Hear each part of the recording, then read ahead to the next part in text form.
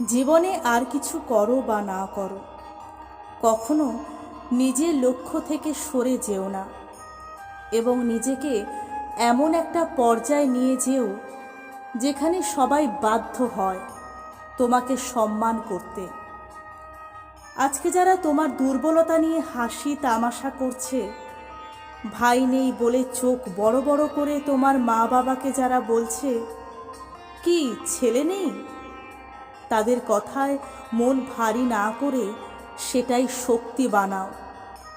প্রমাণ করে দাও দায়িত্ব পালনের ক্ষেত্রে তুমিও কম নও কারো থেকে, এবং দেখিয়ে দাও তুমি মা বাবার আফসোস নয়, বরং শক্তি হয়েছ।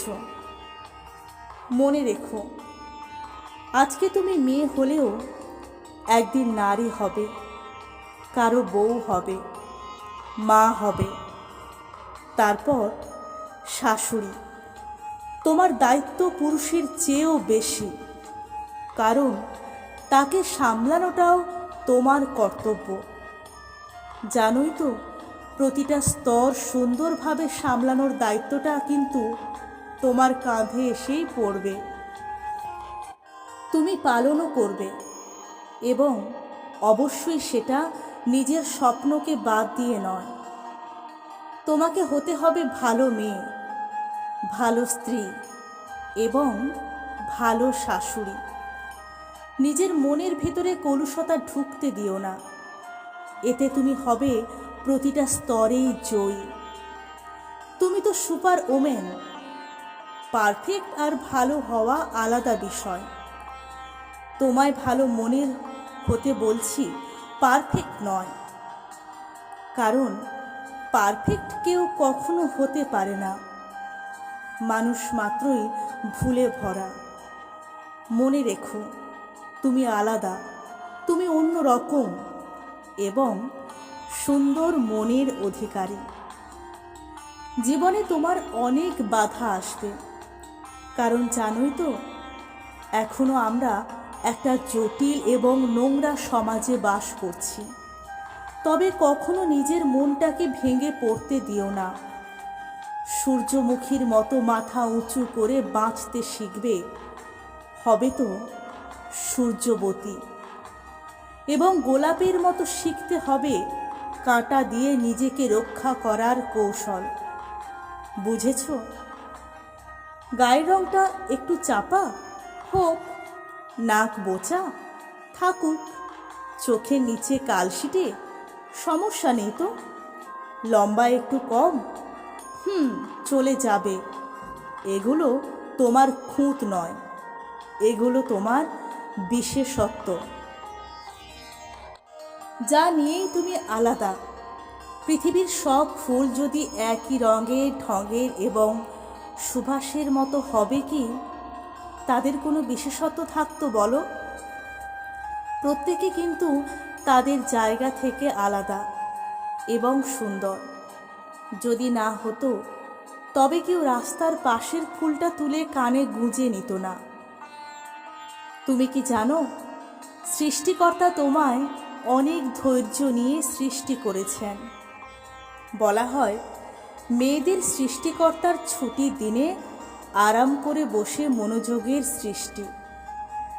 যে এত ধৈর্যের সৃষ্টি, সে যদি অল্পতেই ধৈর্য হারিয়ে ফেলে, তবে কি চলে বলো?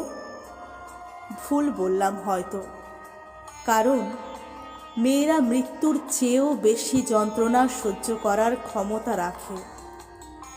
এটা পারে কেবল সে ধৈর্যধারী বলেই। উৎসর্গ পর্বে তোমার চেয়ে সুন্দর আর কেউ হতে পারে না।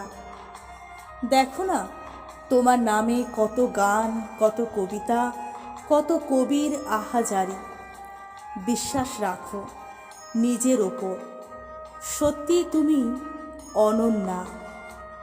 তবে সাবধান, তোমাদের মধ্যেই একটা দল আছে যারা অন্য রকম, বিচ্ছিরি মানসিকতার। হাজার জনের চেষ্টাও যাদের ঠিক করতে পারেনি। ভুলেও তাদের অনুসারী হইও না এবং তাদের চিনতে শেখো। যাতে তাদের পথ তোমাদের মারাতে না হয়। দূরে থাকো যতটা সম্ভব। জানো তো, নষ্ট জিনিসের সাথে থাকলে ভালো জিনিসও তাড়াতাড়ি নষ্ট হয়ে যায়। তাই সাবধান, সাবধান এবং সাবধান। সবশেষে বলবো, নিজের জন্য বাঁচো।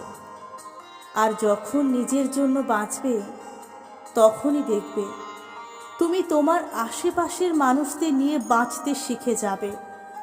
উড়ে বেড়াও পাখির মতো, ডানাও ঝাপটাও আনন্দের সাথে, সুগন্ধি ছড়াও ফুলের মতো, মনকে করো আকাশের মতো, মাথা করো উঁচু পাহাড়ের মতো, প্রশান্তির কারণ হও সমুদ্রের মতো।